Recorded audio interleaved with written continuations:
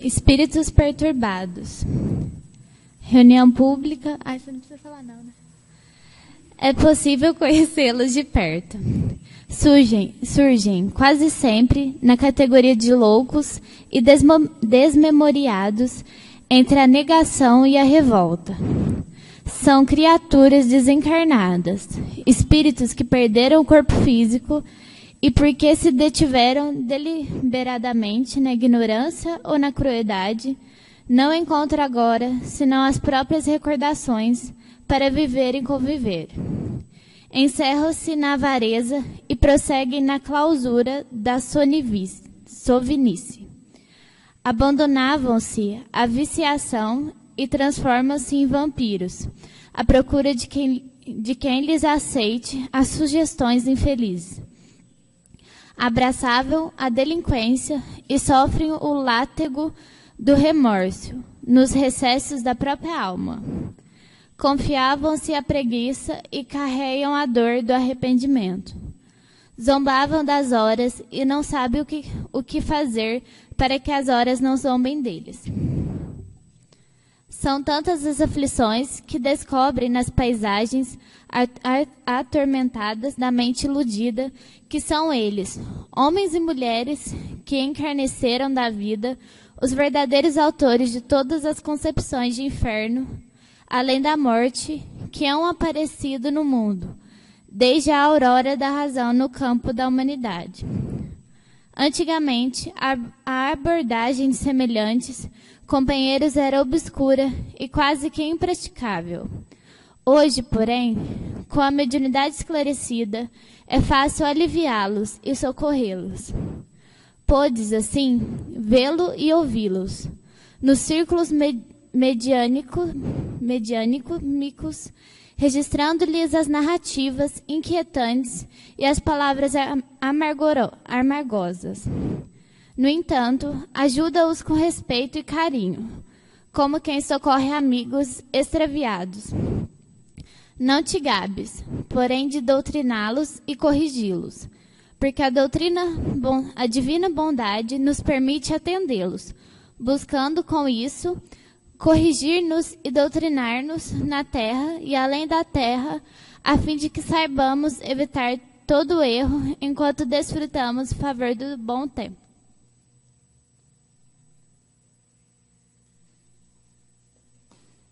A Viviane é uma futura estudante do COEI, né? Então, vamos elevar o nosso pensamento a Deus, a Jesus, nosso mestre, agradecer mais uma oportunidade que nos é oferecida para, num sábado à tarde, estarmos aqui estudando mais um pouco sobre a doutrina. Pai nosso que estais no céu, santificado seja o vosso nome, venha a nós o vosso reino, seja feita a vossa vontade, assim na terra como no céu. O pão nosso de cada dia nos dai hoje, perdoa as nossas dívidas, assim como nós perdoamos aos nossos devedores. E não nos deixeis cairmos em tentação. Livra-nos, Senhor, de todo mal, que assim seja. Hoje é estudo, o Antônio Carlos que vai fazer sobre terapêutica espírita, né? Sim, senhor.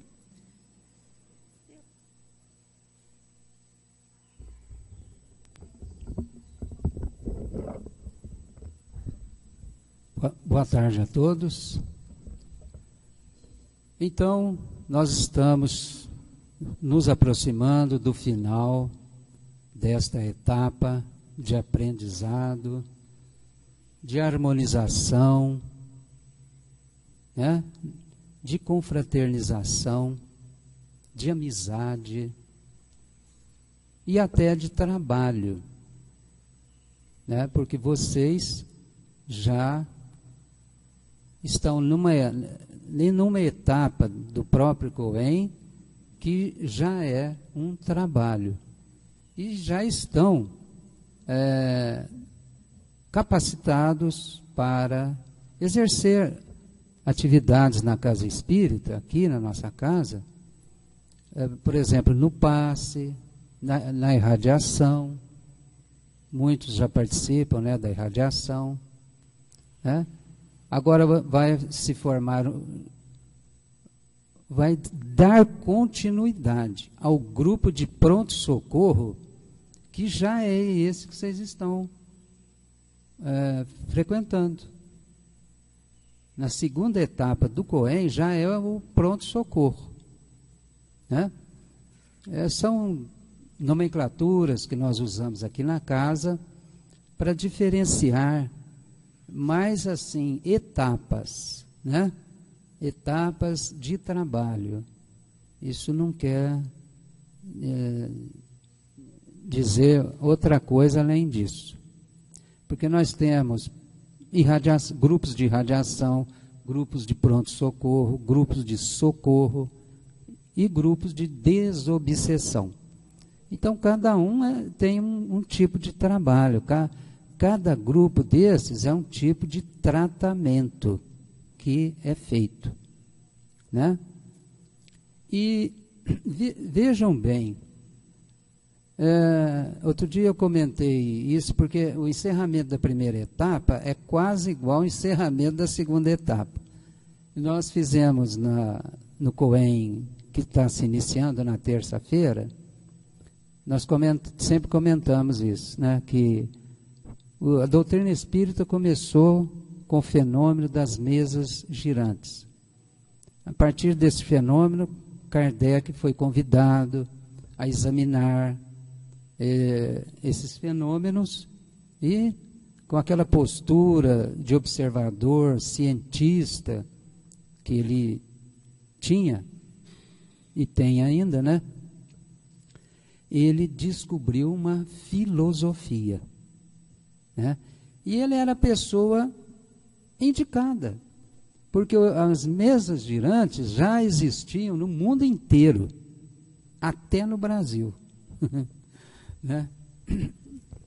O fenômeno de mesas girantes, nós estamos estudando aí na doutrina, na revista Espírita, até a informação do próprio Kardec. Já existia em várias partes do mundo, em vários países, aqui na América do Sul, América do Norte, Oriente, né? Então, quer dizer, de todos esses lugares, Kardec foi o escolhido para fazer esse trabalho de codificação, trabalho de organização das informações, porque a partir do momento em que lhe foi anunciado o advento dessa doutrina, e ele passou a se dedicar, e se dedicou durante 19 anos, a partir desse momento ele fechou, ele foi o escolhido, né? E o Espiritismo surge na França em 18 de abril de 1857, né? Já com o lançamento do Livro dos Espíritos. Depois, em 61, 4 anos depois, o Livro dos Médiuns, que segundo ele é uma continuação do Livro dos Espíritos. E em 1864, o Evangelho segundo o Espiritismo, né? Então, essa doutrina, gente, essa filosofia, ela vai exercer, olha, são pouco mais de 150 anos, né? 2007 fez 150 anos, né, Marli? 1857, 2007, 150 anos mais 5, né? 155, estou bom de conta ainda. E nesses 155 anos, gente, a penetração do Espiritismo foi uma coisa assim, fora do comum, penetrando em todas as áreas do conhecimento humano. Mas isso aconteceu já lá na época de Kardec. Kardec assistiu isso daí, né? Então, com essa penetração, né, o que vai acontecer? Nós tivemos aqui no Brasil, por exemplo, o surgimento de várias associações que são chamadas de associações especializadas. Associação especializada, como Associação dos Médicos, Associação dos Psicólogos, Associação no setor da educação, no setor jurídico espírita, né?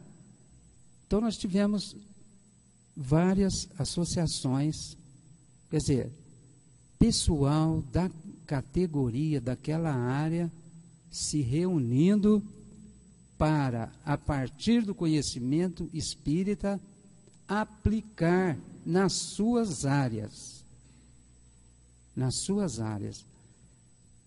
E hoje nós estamos trazendo aqui um vídeo do Medinesp. Medinesp é o Congresso da Associação Médico Espírita. Eles fazem um congresso nacional, fazem regional também, encontros. E nós participamos de 2 Medinesps, né? E nós achamos esse vídeo, tanto é que nos últimos anos nós temos apresentado, trabalhado esse vídeo, porque ele mostra a aplicação da doutrina, dos conhecimentos, da mediunidade, num hospital psiquiátrico. Num hospital psiquiátrico, Hospital André Luiz, lá de Belo Horizonte, né? O Dr. Roberto Lúcio, que é o que vai falar, ele já foi vice-presidente da AME, não sei se... AME é a Associação Médico Espírita, né? Ele é da coordenação desse movimento. Já esteve em Franca fazendo palestra. Nós achamos interessante essa apresentação dele, essa experiência, porque tem muito a ver com a nossa experiência, com o nosso trabalho. Tanto é que quando nós fomos ao Medinesp, nós apresentamos, assim, fizemos uma folha de sulfite com a nossa proposta de trabalho aqui na Casa Espírita. Aí imprimimos lá 250 folhas, colocamos na mesa lá, não foi nada assim público, não. Mas o pessoal levou aquilo lá. Né? Então tem muito a ver com o jeito que nós trabalhamos aqui na casa. Né? O critério, a maneira de trabalhar. Nós vamos passar o vídeo e depois nós vamos continuar. O vídeo dura meia hora. Tá? Os trabalhos que estão sendo realizados por profissionais, e isto é um sinal de amadurecimento do movimento médico espírita. Esse é um grande objetivo da AME Brasil e uma alegria profunda para a nossa alma. E o nosso trabalho é também um trabalho trazendo uma experiência de mais de 15 anos, que ocorre no Hospital Espírita André Luiz, um hospital em Belo Horizonte, aonde nós conseguimos um trabalho associado realmente entre espiritismo e medicina, e além de todo um corpo clínico e um trabalho convencional, nós temos no hospital mais de 180 voluntários trabalhando especificamente com doutrina espírita, oferecendo técnicas e recursos doutrinários para o atendimento. E o nosso objetivo não é só trazer o nosso trabalho, mas até um convite para que outras pessoas que trabalham associando medicina e espiritismo possam buscar fazer uma atividade semelhante, buscando resultados como os que estão sendo trazidos aqui nessa oportunidade. Então, nós vamos tentar trazer um outro lado do trabalho. Kátia falava da experiência mediúnica, transpessoal da criatura, a experiência anímica. Nós vamos trazer um trabalho onde nós nos utilizamos de um corpo de médiuns, numa reunião para auxiliar no diagnóstico e no acompanhamento dos tratamentos dentro do hospital. O hospital, ele trabalha com todos os tipos de pacientes na área de saúde mental, além do trabalho de desintoxicação na área de dependência química e alcoolismo.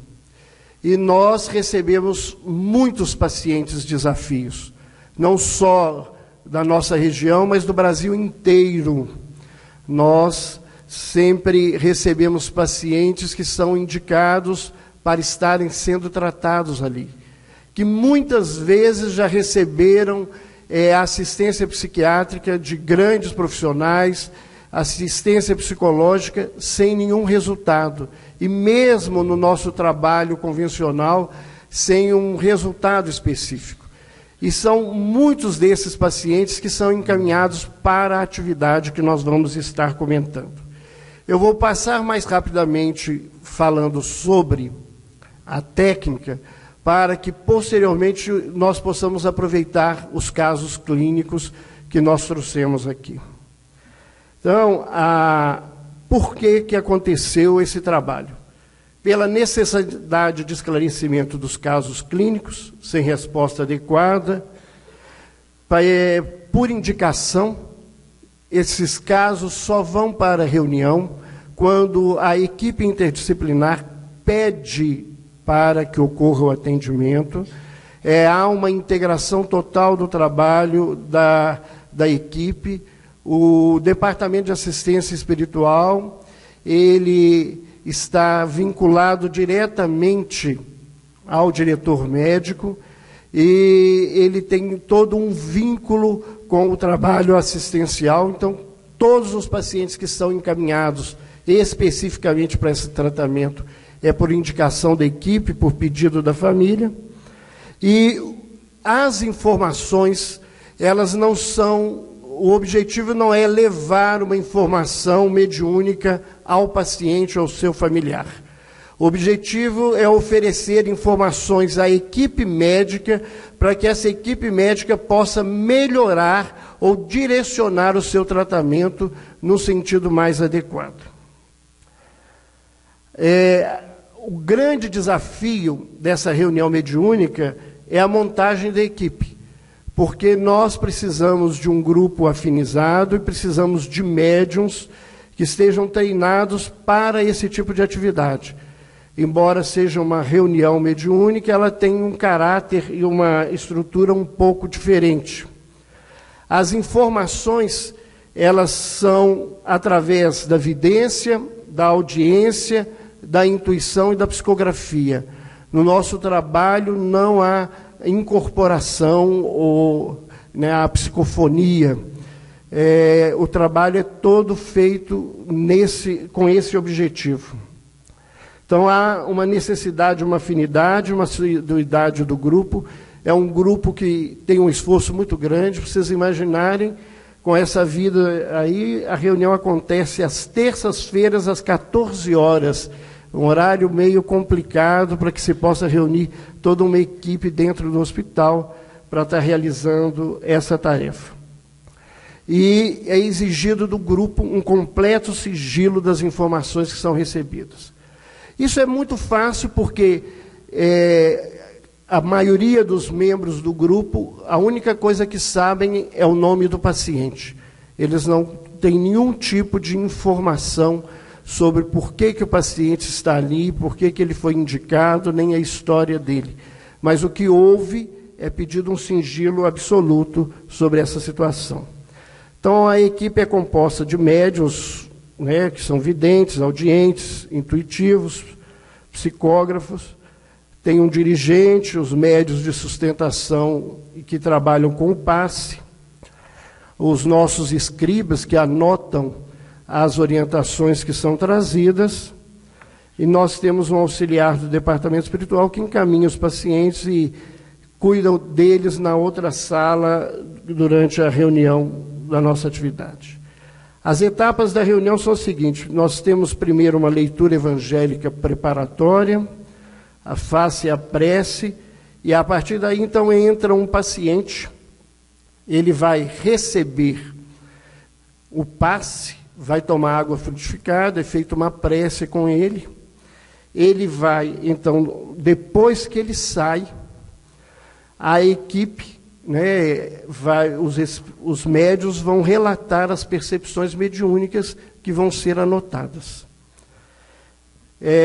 Depois vai se repetir essa mesma situação com os outros pacientes. É uma reunião de 1 hora e são atendidos em cada reunião de 5 a 6 pacientes. Então, nós temos essa grande dificuldade. A população do hospital são aproximadamente 130 pacientes por dia, né, e nós só temos condições de estar atendendo 5 a 6 pessoas por semana pela característica do trabalho. Nós temos um espaço para orientação espiritual no final, às vezes alguma orientação para o hospital, alguma orientação para o próprio grupo. Quem conhece já há algum tempo o nosso trabalho, o nosso livro mediúnico, Mediunidade com Jesus, foi psicografado nessa reunião que nós participamos no final dessa etapa de atividade. Não se tem a prece final, e depois desse trabalho, eu, como profissional da saúde, tenho acesso aos prontuários e vou estar avaliando as orientações espirituais para ver se as informações, se elas batem com as histórias dos nossos pacientes. E se por acaso acontece de vir alguma informação que nós não temos acesso no prontuário, essa é pedido ao médico um retorno, se aquilo está coerente ou não com a história do paciente. E quando não há uma coerência, o paciente é reencaminhado a uma nova reunião para ver o que pode ter acontecido, já que nós sabemos que mediunidade não é 100% e depende de uma afinidade, de um monte de questões da estrutura mediúnica. A grande maioria das orientações, elas estão extremamente ligadas e vinculadas aos pacientes, então elas são passadas para a equipe que vai estar acompanhando o paciente e orientando, e são encaminhados para o departamento de assistência espiritual para que os pacientes possam fazer o tratamento dentro da abordagem espírita. Quais são os principais motivos dos encaminhamentos? Primeiro, quando se questiona a identificação de um processo obsessivo, se haveria uma obsessão mais ostensiva, agravando o quadro psiquiátrico, já que, como o Jaider dizia ontem, todo paciente psiquiátrico se torna um obsediado por uma questão fortuita, mas há casos em que a questão da obsessão é mais séria. Quando a história clínica é compatível com o comprometimento espiritual. Então, a pessoa tem relatos de fatos mediúnicos, ideias de autoextermínio, histórias de aborto. Esses fatores, eles nos levam a uma preocupação com o comprometimento espiritual, e normalmente as equipes pedem essa identificação. E quando os casos não têm resposta para o tratamento convencional. Eu só gostaria de identificar o seguinte: nós falamos com vocês que a equipe não tem informações sobre os pacientes. E vocês devem ter notado, eu me coloquei, eu estou na equipe, eu sou médium e sou médico do hospital. Então, eu tenho um compromisso com o trabalho. Eu não atendo mediunicamente naquele trabalho nenhum paciente meu, porque eles são conhecidos meus, e eu poderia estar entrando com as minhas informações dentro do trabalho mediúnico. Eu só atendo mediunicamente os casos que são encaminhados por outros profissionais dentro do trabalho. Quais são as principais orientações que os amigos espirituais nos dão? O trabalho não é para indicar remédio, nem indicar eletroconvulsoterapia, nem como é que se faz terapia. Os amigos espirituais são extremamente éticos e cuidam do lado do trabalho deles. Eles indicam desobsessão, fluidoterapia, preces e leituras específicas. Essas preces e leituras são individuais, elas são orientadas para que os funcionários do departamento atendam individualmente esses pacientes enquanto estejam internados, fazendo uma leitura, um comentário, uma prece individual com eles. Os casos que são encaminhados para o atendimento fraterno, para a orientação tanto do paciente quanto da família, para os atendimentos que são necessários do ponto de vista espiritual. A orientação para o culto no lar. Então, esses casos que têm orientação do culto no lar são encaminhados para o atendimento fraterno, para que a família entenda o que seja o culto no lar, para aprender a fazer o culto. Quando precisa, é encaminhado e orientado para que alguém possa ir ao lar dessas pessoas, ensinar-lhes a fazer o culto. A grande maioria deles não são espíritas, não tem o conhecimento da doutrina e desse tipo de trabalho. Nós levantamos também aqui a questão das leituras e as preces que são feitas durante a internação com esses pacientes. São orientadas atividades em centros espíritas ou nas comunidades religiosas que as pessoas frequentam. Nós não temos uma preocupação em fazer proselitismo, de fazer ninguém se tornar espírita. E quando há alguma orientação de um atendimento religioso, se a gente percebe que a família não está preparada para a questão da doutrina espírita, a orientação é feita para a Igreja Católica, para o templo evangélico, para onde essa criatura frequenta e trabalha. E, a partir do histórico das informações que nós temos, a equipe consegue identificar, e isto é muito importante, temas específicos para a psicoterapia. Através das informações e das orientações mediúnicas, nós acabamos identificando problemas que não ficam muito claros num primeiro momento e que são indicados para um trabalho dentro do hospital, um trabalho mais direcionado, já que o tempo que os pacientes ficam no hospital não é um tempo compatível com uma psicoterapia de profundidade. A psicoterapia dentro do hospital é uma psicoterapia de apoio à internação, mas esses temas são discutidos, são conversados de forma relevante com o paciente. Nesses anos todos de trabalho, nós encontramos duas evidências muito importantes, elas se repetem e são confirmadas pelos diversos médiuns através das histórias. Eu sou uma pessoa com dificuldade de números e de pesquisas. Eu respeito muito as pesquisas e o número das pessoas, mas eu ainda não consegui centrar os meus déficits e transtornos em colocar em números. Mas um dia eu ainda vou chegar e vou sair do lugar que eu estou para esse pragmatismo. E nesses anos de observação, a primeira coisa, a relação marcante nos quadros de depressão com abortos, praticados ou indicados para si terceiros em vidas pretéritas.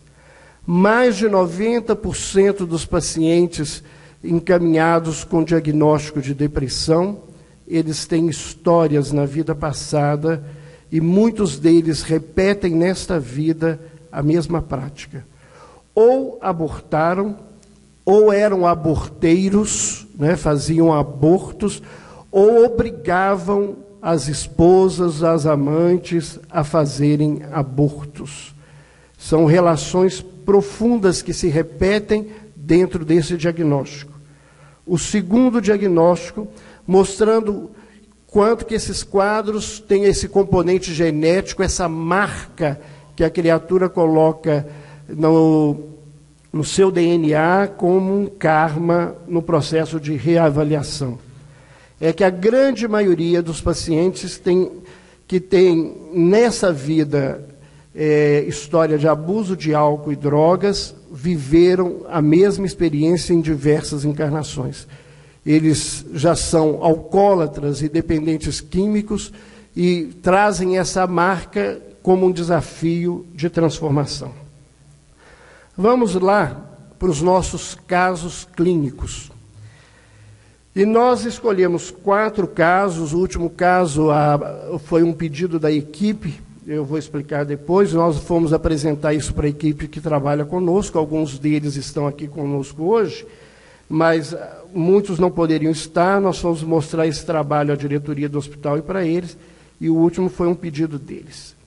O primeiro caso vai nos mostrar como que esse trabalho pode oferecer informações da vida atual, informações que podem ser facilmente checadas, que não foram nem transmitidas pelo paciente ou pelos familiares, e que podem esclarecer determinados pontos do quadro clínico. Então, esse caso, a paciente X, de 29 anos, ela é estrangeira, 2º grau completo, vendedora, divorciada. O motivo da internação dela era história de abuso de drogas e depressão. A história dela dizia que ela tinha o uso de maconha desde os 17 anos. Parou com o casamento e reiniciou há 2 anos após a separação. Gastou tudo com esse processo a partir da separação. Ela apresentava um complexo de inferioridade imensa, relatava violência do pai contra a mãe e relatava que sentia espíritos a agredindo. Ela não fazia tratamentos externos e ela fazia questão de avisar aos membros da equipe que ela não gostava que a família ficasse sabendo sobre nada da sua vida. Etilista social, e ela mora com a mãe e um filho. A orientação, em 3 de agosto de 2004, o primeiro médium relatou o seguinte: que no passado essa mulher teve uma vida palaciana, com sexo desregrado, sugeria e praticava abortos. Foi relatado que ela tinha uma marca forte de hipocrisia e falsidade, e que hoje ela trazia uma certa frivolidade e arrogância. Ela deixa manifestar o seu lado negativo e foi indicado desobsessão, passes e água fluidificada. Segundo o médium, diz que o amigo espiritual que ajudou no passe disse que ela, quando criança, sofreu assédio sexual por parte do pai. Ela tem medo e não confia nas pessoas, e devido à sensibilidade mediúnica atrai entidades espirituais. Não dá conta de lidar com a mediunidade. Então nós vamos ver aí a questão da depressão e o fato do aborto. E quando nós ficamos sabendo do fato do assédio sexual, isso não estava no prontuário. Nós procuramos o médico responsável pelo quadro, e o médico disse que ela não havia relatado isto. Ele procurou informação com a mãe, que disse que desconhecia o fato. E essa paciente foi encaminhada para uma orientação particular, no ponto de vista espiritual. E a pessoa que ficou responsável pela orientação, ela teve um envolvimento muito bom com essa paciente, e ao checar os dados da orientação, porque ela tinha acesso a isso por participar da reunião, a paciente confessou-lhe que realmente havia sido abusada sexualmente pelo pai na infância e na adolescência, e que recusava-se a dizer isso porque achava que a mãe não ia dar conta, e esse era um dos motivos que ela se afastava da família e que ela se recusava a ter esse convívio maior com eles. E nós vemos aí o fato dela falar que sente a presença dos espíritos, e eles trazendo a informação que ela tem a sensibilidade mediúnica e não dá conta de lidar com a mediunidade. O segundo caso esclarecendo conteúdos presentes nos relatos delirantes. Uma explicação, através da mediunidade, do porquê do delírio da paciente. A paciente R, com 35 anos, feminina solteira, natural de Belo Horizonte, artista plástica. Queixa principal: minha família está me perseguindo. Ela mora sozinha, não aceita visitas, não se mantém, obriga a mãe a sustentá-la, afirma que a família grampeou o telefone, coloca detetives para persegui-la. Numa crise, disse que o pai abusou dela sexualmente, sente-se preterida, não aceitava a medicação e a terapia era sem resultados positivos, a psicoterapia. Tio materno com quadro semelhante. Não há relato familiar de abuso sexual por parte do pai, e a relação com a figura materna é muito difícil. Vamos lá para as orientações espirituais. O relato do primeiro médium: em vida passada, ela sofreu um estupro por parte do padrasto, caindo por isso na prostituição. Medo e revolta. A mãe protegeu o companheiro e ela revoltou-se contra a figura materna. Necessidade do diálogo familiar e do estudo do evangelho no lar. Buscar reeducar-se trabalhando suas energias.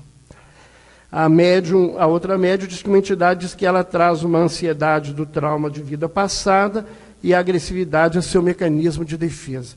Nós vamos ver aí que, na verdade, não há nenhuma veracidade nessa encarnação do abuso sexual por parte do pai. Mas isso retorna no delírio, e provavelmente essa mãe é a mesma mãe que é cobrada. Ela não aceita nada do pai, ela quer que o dinheiro, tudo venha da mãe. A partir desse atendimento, é uma paciente minha, ela hoje está bem, convivendo melhor com a mãe, fazendo o culto do evangelho no lar, mudando todo um processo de acompanhamento, e nós vamos entender, através das informações espirituais, vários conteúdos que ela trouxe em crise delirante, que não tinha a ver com a realidade dessa encarnação.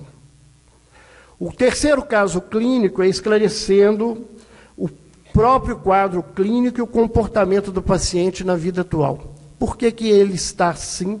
Por que que ele age dessa forma? Então, é um paciente de 36 anos, masculino, solteiro, técnico de metalurgia, desempregado, natural de Ouro Preto. A queixa principal dele ele foi encaminhado com história de ansiedade, revoltado com seus fracassos sociais e tinha já uma história anterior de transtorno afetivo bipolar. Ele já fez tratamentos para depressão, atualmente ansioso, irritadiço, querendo arrumar emprego, exigindo dinheiro do pai e jogando no bicho, sonhando em ficar rico. A fala dele era toda voltada para essa questão. Fumando em excesso, episódios de exaltação do humor e agressividade, alternados com isolamento, várias internações, a primeira aos 19 anos de idade, alcoolismo e história familiar de doença psiquiátrica. A primeira orientação mediúnica: no passado, ele foi avarento, emprestava dinheiro, sua vida foi à procura dos bens ilusórios, sempre querendo mais. Isso é a fala direta do médium. Buscava prejudicar essas pessoas de forma que perdessem tudo para ele. Hoje, espíritos de aspecto tirano, atuando na área financeira, induzindo-o à revolta. Querem vingança ou autoextermínio. Recomendado desobsessão, passes e água fluidificada. A outra médium diz o seguinte, que tem uma entidade feminina na sua lembrança, apresenta-se desinteressado para o sexo, um segredo com aquela entidade que lhe deixa sentimento de angústia. O outro médium disse que tinha um excesso de energia e um amigo espiritual sugere o trabalho fraterno para que ele se sinta melhor. E a psicografia, confirmando a primeira informação, diz que ele foi um homem de grande conhecimento, mas só preocupado em adquirir bens materiais. Suas atitudes levaram outros à falência, alguns suicidaram por terem perdido tudo e têm dificuldade para assimilar alguns aprendizados. Nós vamos ver que a preocupação dele financeira, a cobrança, toda essa fala em querer ficar rico é uma repetição de uma história passada. É um clichê que ele já havia vivido e que ele estava repetindo. Então, fomos ver aí, além da questão do envolvimento desses espíritos, a sugestão para que ele fizesse um trabalho fraterno. Alguém que é extremamente avarento e egoísta, nada melhor de tratamento que ele cuidar do outro e ajudar o outro para ser ajudado. E para finalizar, nós estamos trazendo um caso clínico, uma orientação mediúnica através de poemas. Há uns 4 anos atrás, um espírito se apresentou-se no grupo, se identificando simplesmente como um ex-paciente. Ele foi internado no hospital, fez tratamento e hoje ele passou a buscar auxiliar o trabalho. E ele dá todas as orientações dele através de poemas. Não só conta a história dos pacientes, mas orienta também através disso. Então, esse caso é um paciente de 31 anos, masculino, autônomo, natural e residente em Belo Horizonte, história de dependência química, início aos 15 anos, álcool e cocaína, associada a distúrbio de comportamento, várias internações, não faz tratamento ambulatorial, dificuldade de manter-se no trabalho, internação voluntária, tenta largar a droga e não consegue. E aí vem a orientação desse espírito. Vindo de família nobre, sem compromisso com a verdade, perdeu-se no vício e no sexo, passando assim a mocidade. Sob o guante dos seus gestos, chegou a velhice doente, não dando conta da luta, mas mata-se estando demente. Hoje, no retorno à terra, não consegue sentir-se em paz. Foge de diversas maneiras, não sabendo o que faz. Precisa tratamento espiritual, do medicamento e terapia, assistindo a terceiros na conquista da alegria. Que esse trabalho possa ser repetido para que a gente possa ter maior clareza e que a gente possa aproveitar verdadeiramente essa integração daquilo que a doutrina espírita oferece de maior, de grandeza para nós, que é o fenômeno mediúnico, como um tratamento a todas as criaturas que precisam de ajuda. Muito obrigado. Então, esse é o vídeo aí que nós queríamos apresentar para vocês e que é muito semelhante ao nosso trabalho aqui na casa. Vocês vejam uma observação que ele fez, que eles estão num hospital psiquiátrico. Os mentores não indicam medicamento. O que eles indicam? A terapia espírita. Né? Terapia espírita. O que é a terapia espírita? Rogério, pode distribuir. Nós vamos distribuir aqui para vocês um folhetim que a gente usa aqui na casa. A gente dá para os pacientes que vêm aqui, né? Porque muita gente, às vezes, o nome é trazido por outras pessoas. Mas quando a pessoa está presente, nós entregamos este folheto. E no início desse folheto tem a terapia espírita, né? E é uma terapia simples, mas se for seguida é muito eficaz, né? Então ela está em poucas linhas, em poucas palavras, de maneira muito objetiva, porque o paciente, ele vem com o seu conflito, com o seu problema. Nós não podemos dar 400 páginas para ele, assim, de chofre, né?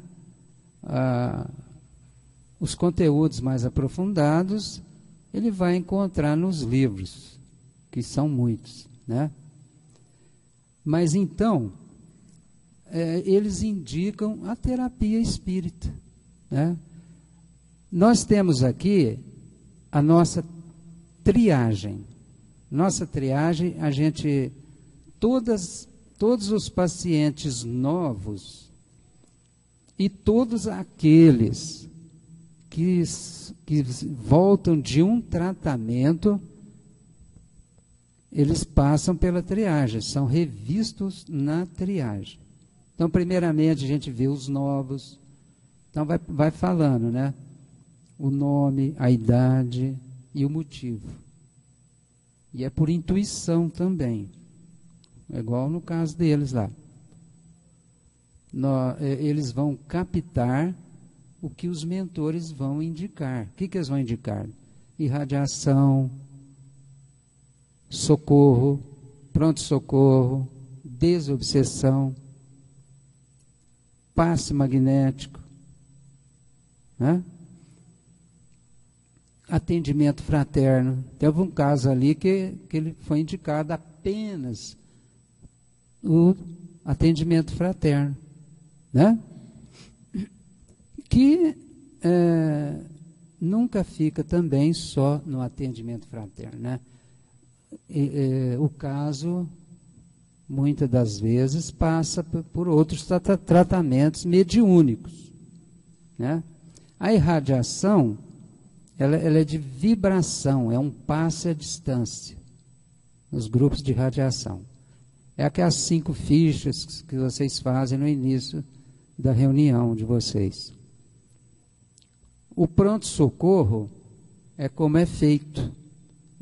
Depois das 5 fichas, de 5 fichas, porque na irradiação são 20 casos, né? São 20 casos. E olha, nós estamos sempre lembrando um detalhe. O importante na irradiação é a energia, é o fluido que é doado pelos componentes do grupo. Não fiquem preocupados com se vem ideia, frase, alguma indicação. Não se preocupem com isso. O mais importante é a energia doada, porque é essa energia que os mentores vão trabalhar com o paciente, né? E o paciente vai receber, se ele estiver na casa dele, vai ter um técnico que vai manipular essas energias e, às vezes, faz até cirurgia, né?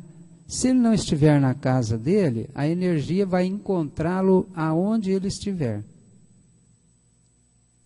Outro dia um mentor, há algum tempo, um mentor explicou isso para nós, que quando você ora, você transmite vibrações para uma pessoa, ela vai para aquela pessoa, não tem desvio. Né? Não tem desvio, não. Ela chega nele. Né? Isso aí é um fenômeno, a gente pode dizer. E vocês estão fazendo pronto-socorro. Então, fazem só 5 fichas. Por quê? Porque para sobrar espaço para as manifestações mediúnicas, que, na maioria das vezes, são sobre os casos das fichas, mas podem surgir outros casos também, né? E os casos de dependência química são encaminhados pelos próprios mentores para os grupos de pronto-socorro.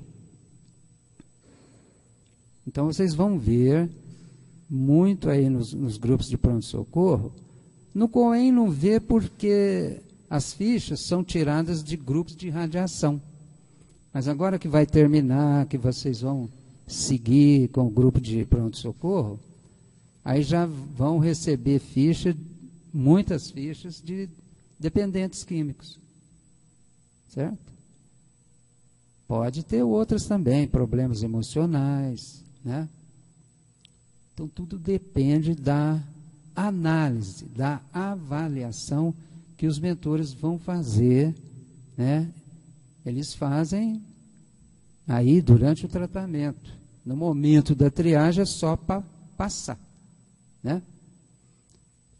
E o socorro é um caso mais grave um pouquinho, caso específico. Depois da vibração das 5 fichas, a gente passa a atender um caso de socorro, né? Passa a atender um caso de socorro. Já é um caso específico, Vai atender usando a mediunidade. Pode ser até 2 fichas. Mas primeiro a gente começa com uma ficha só. A desobsessão, aí já é um caso só. Como é um caso mais grave, geralmente, aí já não tem irradiação, é exclusivamente aquele caso, né? Então, todo caso, todo trabalho feito, todo tratamento, volta para a triagem para ser reavaliado. Quem avalia sempre são os mentores, né? E depois, até encerrar. Então, aí vai em tratamento, às vezes, 6 meses, 1 ano, né? 1 ano e meio, certo? E depende do caso, né? Eu já vi casos ali de 1 ano e meio. Tem os casos crônicos também, né? Tem casos lá que chega lá, a gente já está acostumado a falar, isso aí é crônico. Esse, assim, ele vai e volta. Eles encerram aquela fase, mas a gente já fica esperando que dentro de algum tempo vai voltar, né? Então, é como existe aí, normal mesmo, na medicina, né? Na vida. Tem casos que são crônicos, tem casos que são passageiros, são rápidos, né? Aí nós vamos lembrar lá daquela classificação do Allan Kardec, né? Obsessão simples, subjugação, né? Tem vários graus a enfermidade. E vocês vejam que isso aí foi tratado num hospital psiquiátrico, né? Por quê?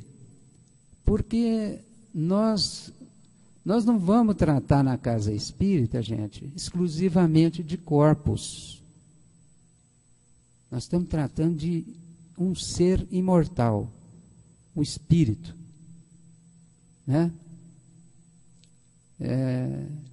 De um ser que tem vivido várias encarnações, está construindo sua evolução. Então nós vamos focar nele, é nele, né? Então a terapia espírita, vocês vão ver aí, ó, o que é? É oração, né? O recurso mais imediato chama-se oração. Você pode estar em qualquer tipo de situação, mas se você orar com fé, com fervor, com sinceridade, você logo vai atrair espíritos bondosos que vão te ajudar, né? O evangelho no lar, a reforma íntima, a leitura edificante, né? O pensamento positivo. O que mais tem aí, Marli? O que faltou aí? De terapia espírita. Quem está com o livrinho aí na terapia espírita? O estudo, né? Então é isso aí que é a terapia espírita, né? Agora, na casa espírita, isso aí nós vamos passar para o paciente. Por quê? Porque nós não vamos fazer tudo pelo... É sempre um paliativo. O paciente, a pessoa, o ser humano, ele que tem que fazer o seu trabalho. Agora nós vamos acudir, vamos acolher, vamos acudir. A espiritualidade acolhe, dá o socorro. Mas ele depois tem que caminhar com seus próprios pés. Nós não vai acontecer um milagre. Eu vou fazer aqui uma desobsessão, e o cara aqui ficou, né? É lógico que ele vai sentir a melhora, né? Mas aquilo é para dar um tempo, né? Porque o que aconteceu num tratamento desse, desobsessivo? Muitos irmãos foram encaminhados, né? Compromissos da pessoa no passado. Mas será que ela tem só aquela turminha ali? Pelas várias vidas, pelas experiências todas, a gente não tem, sim, só 5. Não quero assustar vocês. Eu comigo é quase todo dia, viu? Então, eles são beneficiados, são tratados como irmãos, filhos de Deus. Eles não são inimigos da sociedade. São seres necessitados, né? Eles vão ser encaminhados. Vai dar uma trégua ali para o paciente, mas ele tem que procurar, né? Ele tem que melhorar, tem que ter mudança. Então, a verdadeira cura é ele que vai fazer. É ele, com a sua transformação moral. Aliás, esse é o grande objetivo da doutrina espírita. Transformação moral da humanidade. Não é curar corpos, né? Não é curar corpos, porque muitas das vezes a doença é o remédio. A doença é o remédio para o espírito. Agora, ele tem direito a um abrandamento, na medida do seu mérito e da misericórdia divina, que é sempre maior do que os nossos méritos, né? Então, a gente sempre recebe mais, né? De Deus, do anjo de guarda, tutor espiritual e da equipe espiritual da casa espírita, né? Mas a pessoa tem que fazer a sua parte, né? E outra, o tratamento espiritual não dispensa o tratamento médico. A pessoa tem que também, os mentores sempre indicam tratamento médico. Tratamento médico. Às vezes eu pergunto para eles, para mim, eles falam, não, meu filho, você tem que ir no médico, porque lá no médico ele tem mais conhecimento, nós vamos, através dele, vamos intuir ele. Os espíritos trabalham com os médicos, né? Então, o que você tem que fazer? Você tem que orar, pedir para você ter o médico ter uma assistência, ser inspirado de acordo com o seu merecimento, né? É melhor para eles usar o médico, né? Usar o médico. E nós, então, temos, assim, nós não temos muito não, nós conversamos com alguns médicos, tem os médicos mais conhecidos da gente, né? Alguns encaminham pacientes, psicólogo, neurologista, cardiologista, então, pediatra, alguns encaminham para nós, né?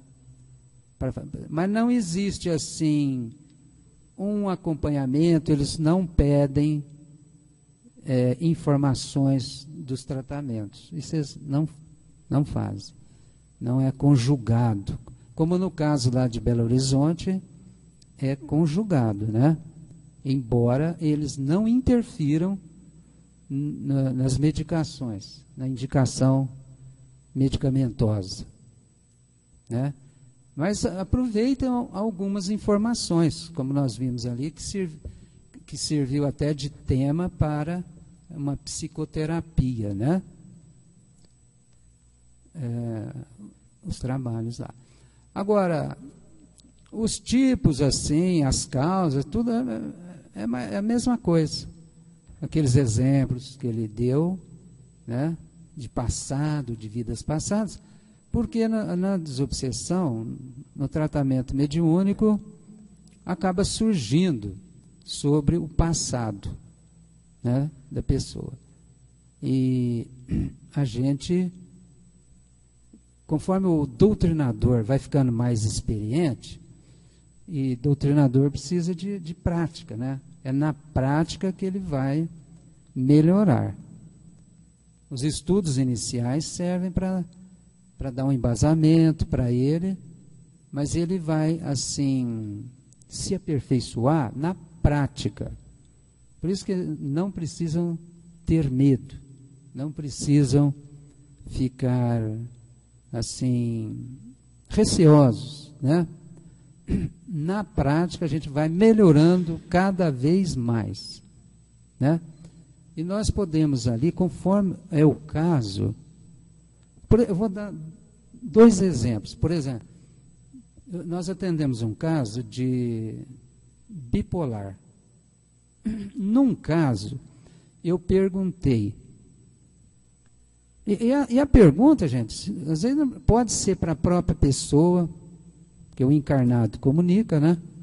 Se for o paciente comunicando, você pode perguntar para ele, às vezes até para um que está ali perturbando.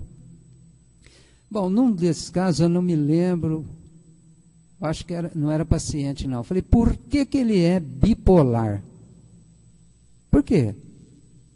Então, você pode ir a fundo. Por que ele é bipolar? Aí, num caso, ele respondeu o seguinte, ele é bipolar hoje porque, no passado, ele usou droga.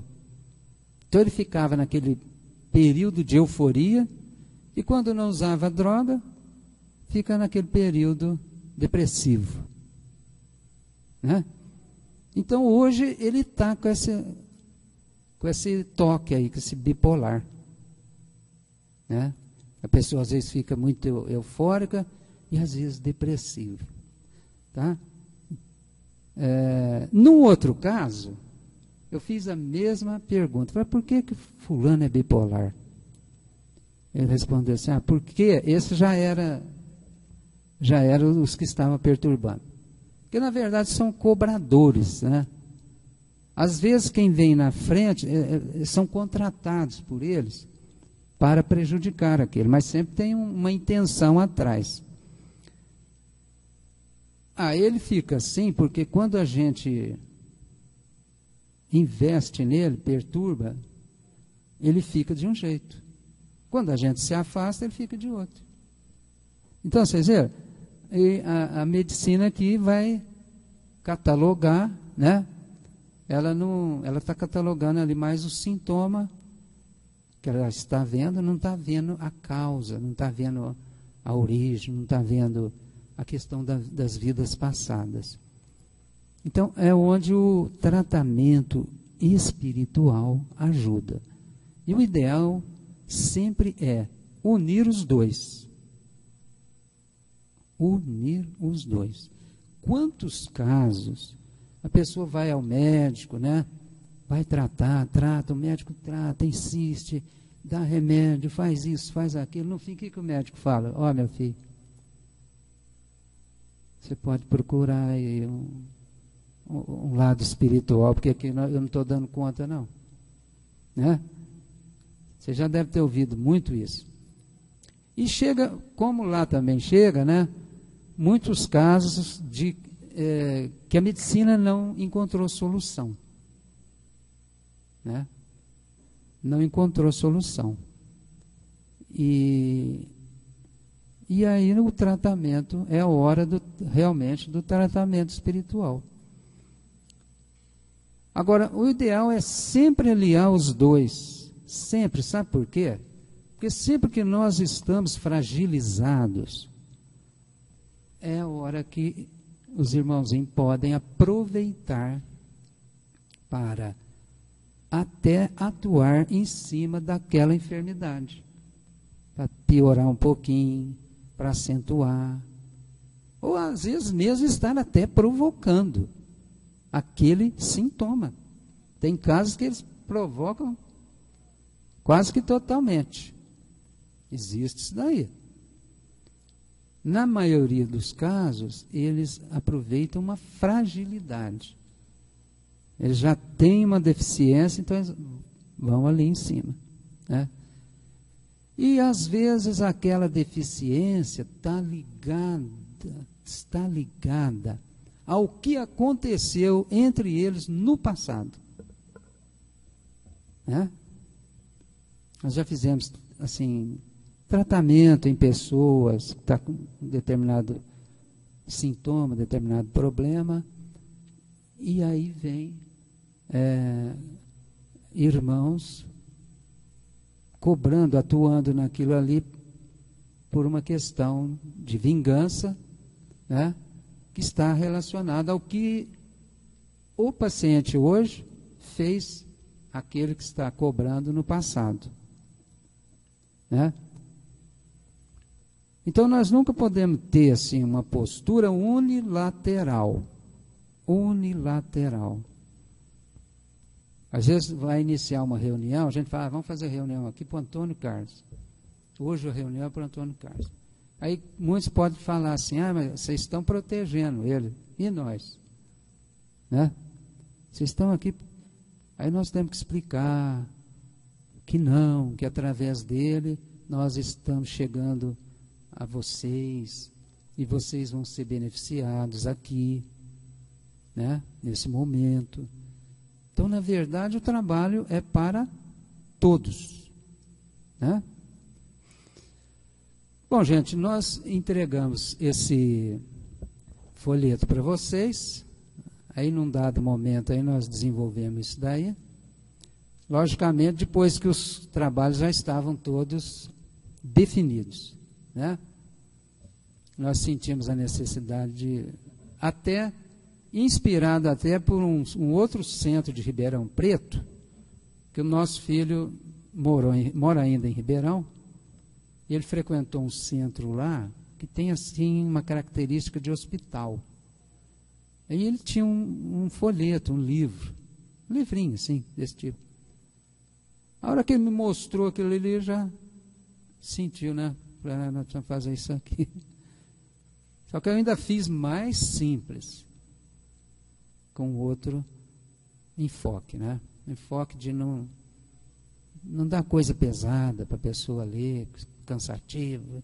Pode ver que é tudo uma leiturinha rápida, né? E muito objetivo, porque tem os tipos de tratamento e tem a programação das atividades ao público, aí na capa, né? Então, aí está aí listado, está aí a terapia espírita, né, da parte do paciente para ele fazer. Porque nós temos que passar alguma coisa para ele, né? A não ser que ele esteja, às vezes a pessoa até de outra religião, às vezes quem trouxe o cara não sabe, se falar vai até achar ruim, tem tudo isso aí. Mas quando ele vem, ou a pessoa pediu para outro, né, quando existe receptividade, aí pode passar alguma coisa. Mas sempre o que for passado para uma pessoa, nunca pode ser para piorar mais a pessoa, para dar dor de cabeça para a pessoa, para deixar ela desequilibrada. Nós não vamos passar uma informação que desequilibre a pessoa. Olha, você está assim, porque essa pessoa que você está convivendo, você matou ela, seu filho, problema, e agora ele está aí, tal. Você não vai, nós não vamos falar isso. Nós sempre temos que falar coisa positiva. Meu filho, tenha paciência, né?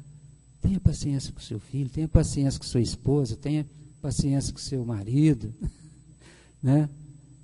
A gente faz faz de um jeito ali que a pessoa continue maior tempo possível ali, né? Eu me lembro até de um caso de a mulher queria abortar. Procurou a gente assim, não para abortar, né? Mas procurou para desabafar. E eu que atendi essa senhora, eu cheguei a pedir, pelo amor de Deus, Eu falei, olha, minha senhora, pelo amor de Deus, não faça isso. Eu te peço.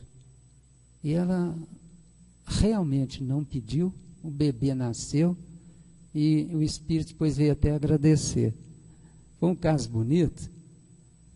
E então, as intervenções que a gente deve fazer, né? Nós fizemos um curso de terapia, lá nós aprendemos você fazer intervenção, ou em caso de suicídio, ou em caso de homicídio. Aborto também é homicídio, né? Então, é aí que nós vamos interferir. Do contrário, nós temos que ser neutros no atendimento, né? A pessoa pergunta, eu não sei se é o caso, eu compro uma bicicleta. Mas você que tem que decidir, né? Sempre deixar para a pessoa decidir. E então é isso, né? É uma oportunidade para vocês, gente, para nós também estamos tendo esta oportunidade e através do COEM estamos passando para outros. E estamos recebendo vocês. É uma oportunidade muito grande, né, de trabalho, de a gente construir a nossa evolução, que é muito gratificante. Nós estaremos trabalhando, ajudando pessoas. E vocês sabem que através da mediunidade é uma das formas mais eficazes da gente conseguir resgatar, reparar as nossas dívidas, né? Então, vocês são muito bem-vindos à nossa casa. Já está se cogitando aí, né, de horário, dia, para dar continuidade a esse grupo, né? No sábado, como sempre vem menos gente, acaba formando um grupo só. E aí, às vezes, com o tempo, falta problema de tempo, trabalho, escola, as pessoas podem até mudar, né, de horário. Sempre acontece. Mas vocês estão entrando assim num trabalho voluntário que vai trazer muito benefício para vocês. Como já trouxe para mim e tem trazido para todos os que trabalham aqui, que são mais ou menos cerca de 200 pessoas. Né? Vocês sabem aquela historinha, né? A pessoa veio para perder um braço, mas devido ao trabalho no bem, trabalho na caridade, perdeu só o dedinho. Então vamos ver se a gente perde só a unha. Né? Alguém quer fazer alguma pergunta, gente?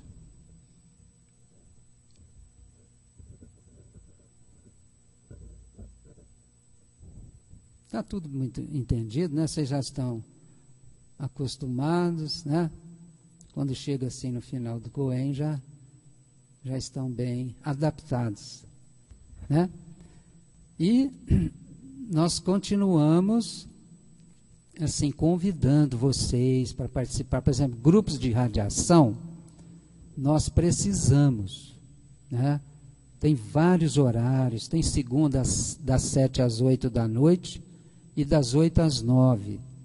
Tem quinta às 14 horas. Tem sábado às 3h30. Tem domingo às 8 da manhã e domingo 5 horas da tarde. Então, vocês... né? E os passes das 14 horas. Nós estamos precisando muito de passista. Quem tiver tempo, disponibilidade, né, pode procurar a gente e para ajudar no passe das 2 horas, que é de segunda a sexta. Tá?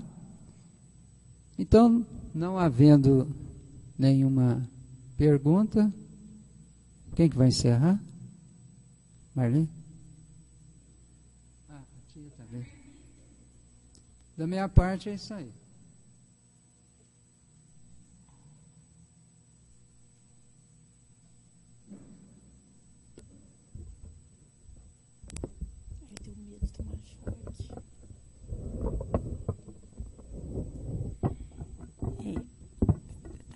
rindo, né? O Gerson fica rindo, eu morro de medo de tomar choque. Não tomei, não. Só queria lembrar, então, como o Antônio Carlos já falou, para quem faltou, evitar de faltar, porque agora está no encerramento, então já vai direcionar para os grupos, né? Parece que o grupo se manifestou no sábado, às 2h30, né? É isso mesmo. Então, não faltar. Semana que vem a Sueli está aí, ela faz uma falta danada, a gente acostuma, né? Hoje o compromisso dela. Dia 15 de dezembro, é isso. Tem mais 2 encontros de reunião prática. Aí, dia 8 já é o encerramento. Aliás, não é o encerramento, é o encaminhamento, né? Da reunião para o ano que vem.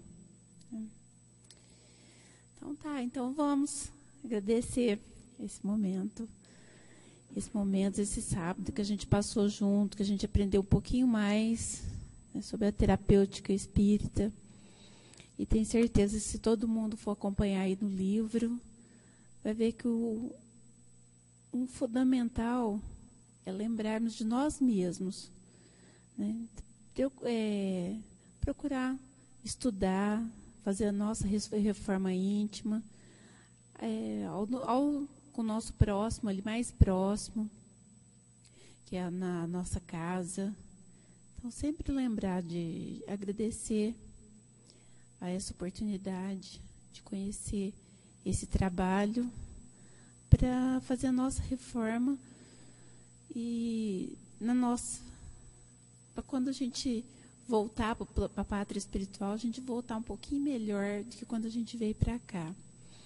Que nos nossos lares receba também um amparo espiritual nessa tarde, durante toda essa semana, e a espiritualidade benfeitora e amiga que está sempre amparando e protegendo.